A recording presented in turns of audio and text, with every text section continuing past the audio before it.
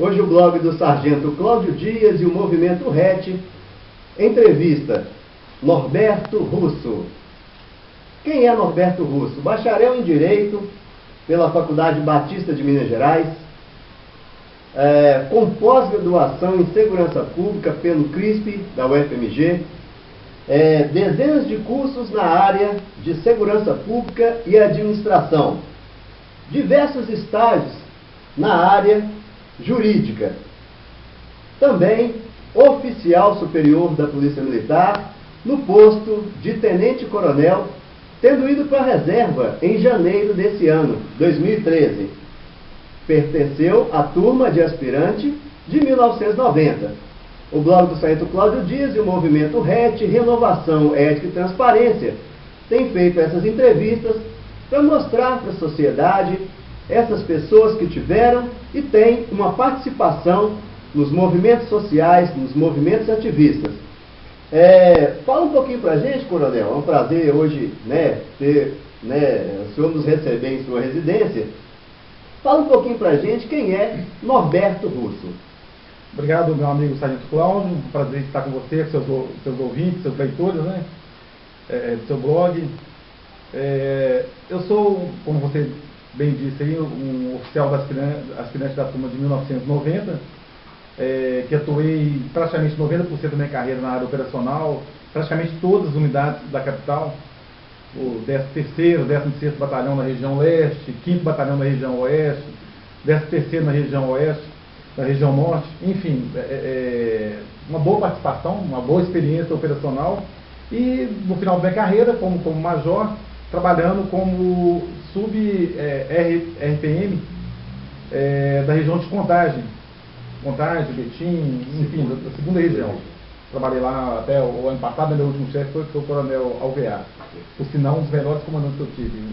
Realmente foi um belo aprendizado lá. E desde então, desde janeiro desse ano, quando a gente passou para a reserva, a gente passou a dedicar exclusivamente ao nosso curso de Direito. Estamos concluindo agora, apresentando a monografia. Já nos consideramos bacharel, estamos aí há praticamente 10 dias, ir lá pegar o certificado, pegar o canudo. E estamos aí no ativismo político, principalmente voltado para a nossa corporação, da mesma forma que você e tantas outras pessoas que você tem entrevistado no seu blog. Exato. Eu tive a oportunidade de conhecer o senhor participando de movimentos culturais em Belo Horizonte, quando já pertencia ao 1º Batalhão. Inclusive uma passagem interessante quando tinha o Pelé, o MC Pelé. Ele tinha uma ligação muito forte com projetos da prefeitura e sempre tinha um apoio do 1º Batalhão, e o senhor estava sempre ali presente. Fala um pouquinho para a gente desse momento cultural na vida do senhor. Ok, o falecido, o nosso amigo Guilherme, MC Pelé, grande amigo, que Deus o tenha. O Pelé, na verdade, ele coincidiu com uma época que eu estava num programa chamado PROMAN, que era um programa de iniciação ao trabalho de crianças carentes, inclusive as menores de rua. Na época, inclusive, em 1994, me lembro, no início do mandato do Fernando Henrique Cardoso, nós fomos recebidos por ele, presidente da República, com esse programa que foi muito premiado. E na época a gente teve um contato bom com o Pelé, porque ele tinha uma ligação grande com a prefeitura, e na época essa oposição entre PSDB na época e o PT, aqui em Belo Horizonte, a gente tinha o Patrus Ananias, que era o prefeito, e a gente tinha uma grande amizade com ele. Então a gente não tinha, assim, era um grupo totalmente fora da política, apartidário, e a gente tinha um grande relacionamento com a prefeitura. Através disso a gente conheceu o Pelé na época, e estivemos, então, lá no Palácio do Itamaraty, fomos recebidos lá por Fernando Henrique, Renato Aragão, Daniela Merkel, Milton Nascimento, inclusive tem várias fotos ainda daquela época lá. Foi um projeto muito interessante. Fiquei à frente desse projeto durante 5 anos, e o projeto recebeu praticamente todas as premiações possíveis, estadual e municipal também.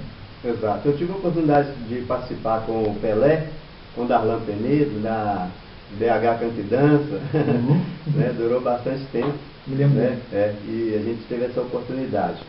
Eu lembro, inclusive, do senhor fazendo uma cobertura lá, de filmagens da época, que era pouca estrutura que eles tinham, o senhor já apoiava eles nisso aí, com a estrutura. Uma outra parte da história também, a gente tinha alguns equipamentos lá, e a gente durante algum bom tempo também, a gente trabalhou com cobertura, principalmente de filmagem. Exato. Nós temos visto, comandante, algumas questões ligadas à representação classista dos policiais, bombeiros, o pessoal de segurança pública como um todo. Gostaria que o senhor fizesse alguns apontamentos sobre a importância da representação classista, sobre a importância de que esse nosso público participe mais desse momento, né, pelo qual passa o nosso Estado, pelo qual passa os órgãos de segurança pública. Um apontamento para a gente a respeito da representação classista. Ok. Você, como tem acompanhado, né, as nossas postagens no Facebook, você pode observar que pelo menos 70% das postagens que eu coloco, a gente está sempre falando sobre a questão da manipulação. É algo que a gente vê a nível macro no Brasil e nas grandes e pequenas empresas também. Infelizmente, nossa Polícia Militar não é diferente. Nós temos vários cenários, várias opiniões, vários grupos, inclusive. Eu costumo falar que nós temos na Polícia Militar hoje um sistema de castas.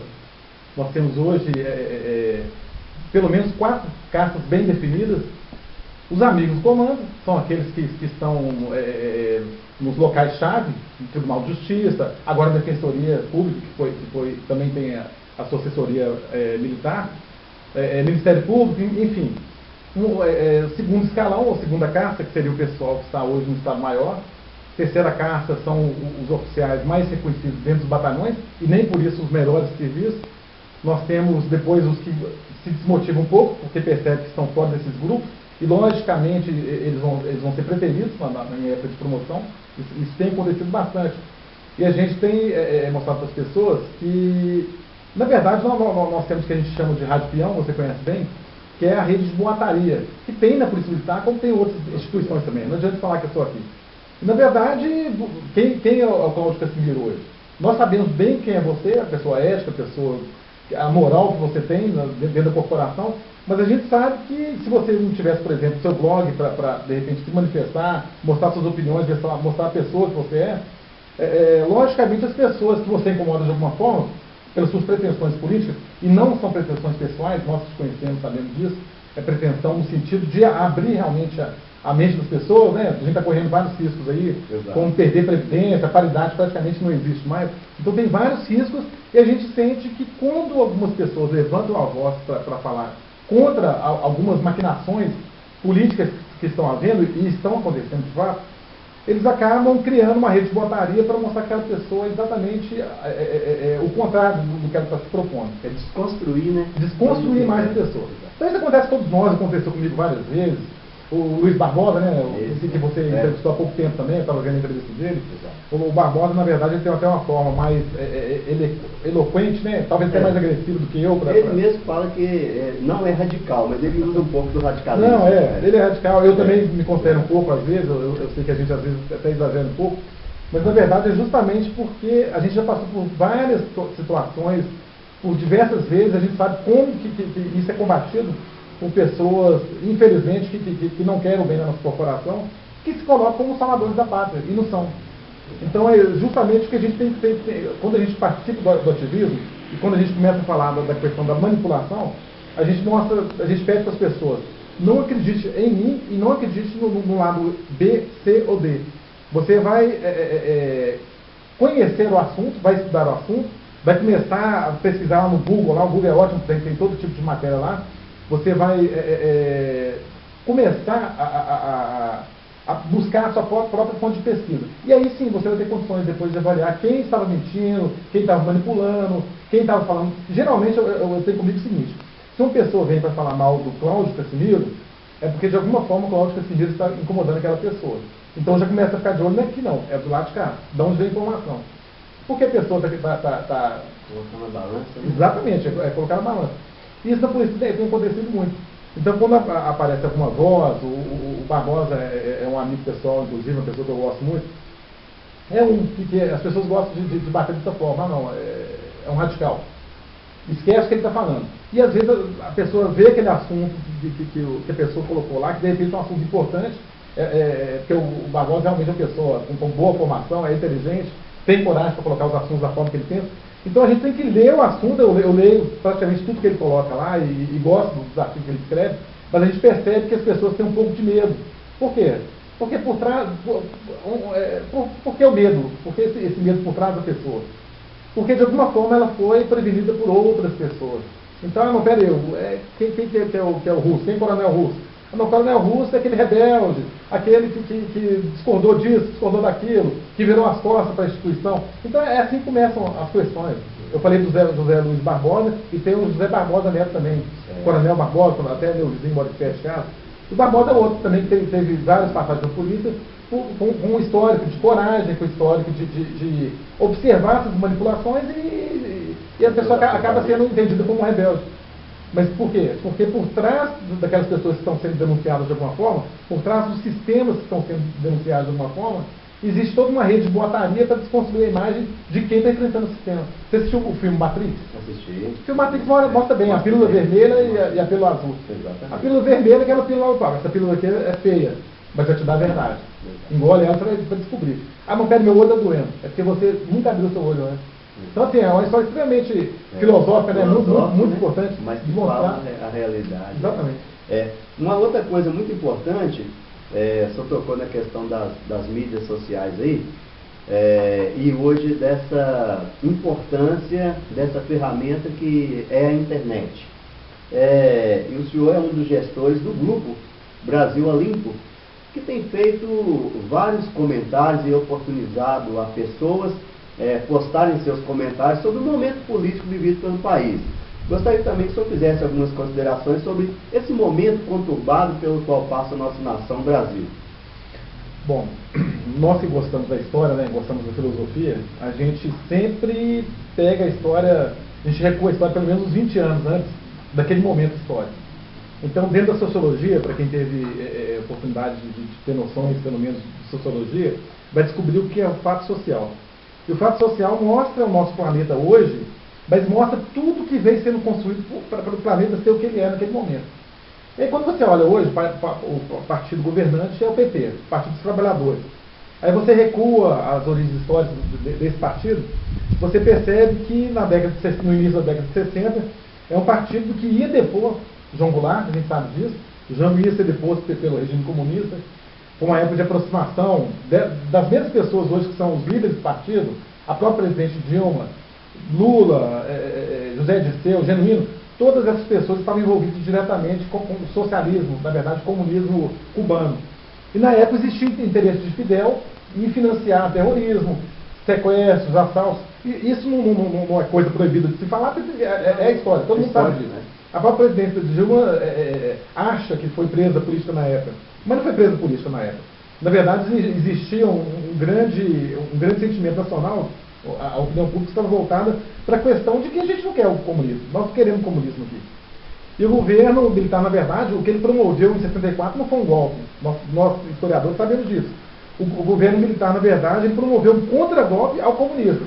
Depois Jango, na verdade, porque Jango iria deixar o comunismo entrar, a verdade é essa, ele era um presidente fraco, e dessa forma os militares assumiram o poder. Qual foi o erro? Os militares, uma vez debelado esse problema do socialismo, do comunismo cubano, deveriam ter ficado no poder uns 4 a 6 meses, o tempo suficiente para convocar eleições diretas e restabelecer a democracia no país. O problema é que eles gostaram demais do poder também e acabaram ficando muito tempo. Em 85 a gente sabe toda a história, ficaram mais de 20 anos no poder. Mas de qualquer forma, você me perguntou sobre o momento político do país. O comunismo não é algo afastado, não é um risco afastado. Na verdade, Lula, em várias declarações, principalmente no Fórum de São Paulo, ele tem deixado bem claro que o socialismo e o comunismo, na verdade, são metas, sim, do PT. E, quer dizer, ele vai promover uma pesquisa hoje em âmbito nacional, porque ele sabe que ele vai tomar uma goleada. Mais de 80% das pessoas vão ser contra o comunismo, a implantação do socialismo comunista aqui no Brasil. Na verdade, o Lula quando a gente fala Lula, a gente está falando do PT mesmo, ele está por trás das grandes decisões, inclusive da atual presidenta. Na verdade, o Lula, ele deixou bem claro, né, antes de ele entrar no governo, que ele criticava, principalmente os banqueiros cada dia mais ricos, né, as pessoas pobres, os programas sociais na época do Fernando Henrique, ele criticou, dizendo que, na verdade, eram programas visando exclusivamente a votos. E depois, na verdade, através do Hélio Bicudo, a gente descobriu que o próprio José Dirceu falou que eles não iam sair mais do poder, porque eles iam usar o programa Bolsa Família. Então, na verdade, tudo que ele criticou na época de Fernando Henrique, de Collor, que hoje que era inimigo, hoje virou amigo dele, na verdade, tudo que ele promovia como esquerda, na verdade, ele assumiu. Hoje ele é praticamente uma direita. O PT não existe uma esquerda definida no país.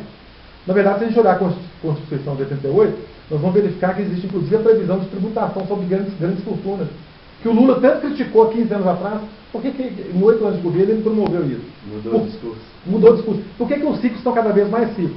Por que os banqueiros nunca tiveram tanto lucro igual agora na época do PT? Então, na verdade, é um partido da hipocrisia.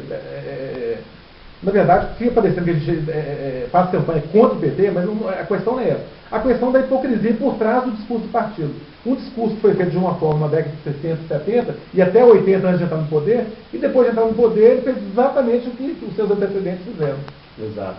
Na verdade, quando o senhor faz esse apontamento, a questão partidária, o blog tem entrevistado pessoas de todas as nuances, de todas as aptidões e ideologias políticas. Então é muito transparente isso aí que eu falar, é bom realmente que a gente consiga enxergar o que está por trás do partido. Gostaria que o senhor deixasse uma mensagem para os policiais, bombeiros, pessoal de segurança pública como um todo, não só do Estado, mas também do Brasil, uma mensagem para esse pessoal que está chegando agora para as instituições de segurança e para a sociedade como um todo. Bom, a primeira questão que eu queria falar com as pessoas que estão nos ouvindo é sobre as eleições de 2014, que para mim serão as mais importantes da história, dado esse movimento político. Vai ter um tiro no pé, inclusive, do PT, né, trazer Copa do Mundo para cá. Nós teríamos 3 meses de Copa do Mundo, com previsão de manifestações agressivas. É a previsão que a gente faz, a gente imagina que seja isso, não que a gente esteja torcendo, mas a gente também, se a gente for, como eu já disse anteriormente, como historiador, se a gente verificar as revoluções que tiveram as mais famosas, como a industrial e a francesa, por exemplo, infelizmente teve atos agressivos, inclusive até mortes também, teve enfrentamentos. O sistema corrupto do Brasil ele não vai acabar como no passe de mágica, porque as pessoas vão lá no Facebook lá manifestar. Na verdade, a manifestação em rua é importante. Então a gente pede às pessoas que compareçam a essas manifestações, mas que sejam ordeiras. A polícia, gente, a gente queria deixar muito claro, como nós vivemos 30 anos na corporação, que a polícia é totalmente favorável, os policiais, não sei a polícia, porque a polícia, na verdade, tem todo um grupo por trás, inclusive o Estado. Mas os policiais são a favor do fim da corrupção, sai caro para todos nós somos tributados, todos nós pagamos impostos caros. Então, que a gente tenha essa consciência. A gente tem os grupos aí, os black box, né, achando que tem que jogando pedra e bomba na polícia, eles vão resolver. Não vai resolver. A polícia militar não tem a caneta na mão, ela não tem como resolver a questão. Na verdade, a polícia militar não está lá para proteger o político corrupto, ela está ali pelo Estado, é o aparelho do Estado. Muita gente fala da desmilitarização da corporação. Está muito em voga esse debate, inclusive. Exatamente. Que fala da questão do fim das PMs, não vai adiantar, eles podem até terminar com uma estrutura e vão colocar uma outra estrutura militarizada e fardada provavelmente lá para proteger o Estado. Mas uma vez eu digo, não é governo, não é os corruptos, é o Estado. Existe um aparelhamento para garantir a ordem do Estado. E a polícia está lá para isso. Então que as pessoas entendam dessa forma. Nós temos que manifestar sim, e a polícia não é a nossa inimiga. Nossos inimigos são os políticos corruptos. E através do voto, a gente tem que acreditar que através do voto a gente vai conseguir alguma coisa. Nós vamos colocar, eu particularmente defendo o voto em pouquíssimos candidatos, já tem mandado hoje. No geral, acho que a gente tem que tirar mais do que 90% dos que estão hoje, não interessa se em Brasília ou se aqui na Assembleia de Minas Gerais, mas de qualquer forma eu queria deixar essa mensagem concitando as pessoas, que a gente assuma a nossa parte e que principalmente você, policial militar, que está me ouvindo agora, que você leia com mais atenção as questões sobre previdência, sobre paridade e tantos outros, todas outras conquistas que nós tivemos, que nós estamos correndo risco seríssimo de perder agora. Então, muito cuidado com esse discurso de afaste de fulano porque ele é agressivo, de ciclano porque ele é rebelde. Começa a ler mais esse discurso e ouvir mais essas pessoas e observar bem de onde que tem a razão, ou onde tem que a razão, na verdade, pode ter várias vertentes. Onde nós temos algo parecido com a razão, onde nós temos algo parecido com a verdade. Exato. Gostaria que o senhor deixasse também um pensamento de um filósofo, alguma coisa que o senhor queira deixar de mensagem. Eu sei que o senhor é um estudioso aí da filosofia, da sociologia, da história e das questões jurídicas e de segurança pública. Uma frase também para esse nosso público. Sim, na verdade foi até uma frase que eu aprendi com o meu amigo Coronel José Barbosa Neto, que é a frase do filósofo Desmond Tutu, que diz o seguinte: a verdade arde, mas pura. E aliás, em primeira mão, queria até te falar, Cláudio, que a gente dentro de uma semana nós vamos lançar nosso blog também. Certo. A gente monta sua divulgação, claro. E vamos certamente trazer muita coisa interessante para agregar, com certeza. Agregar. Então nós entrevistamos hoje o blog do Centro Cláudio Dias e o movimento RET, Renovação e Transparência, Tenente Coronel Norberto Russo, oficial superior da Polícia Militar, agora na reserva, bacharel em Direito pela Faculdade Batista de Minas Gerais, pós-graduado em Segurança Pública, dezenas de cursos na área de Segurança Pública e Administração e diversos estágios aí na área jurídica. Comandante, me permitam um aperto de mão em nome dos seguidores do blog. Obrigado, amigo. Nós que agradecemos. Até a próxima entrevista. O blog do Centro Cláudio Dias está sempre no QAP. Um abraço e até breve. Você vai ver a hora que você aplicar esse programa que eu te falei. Nossa, é muito bom.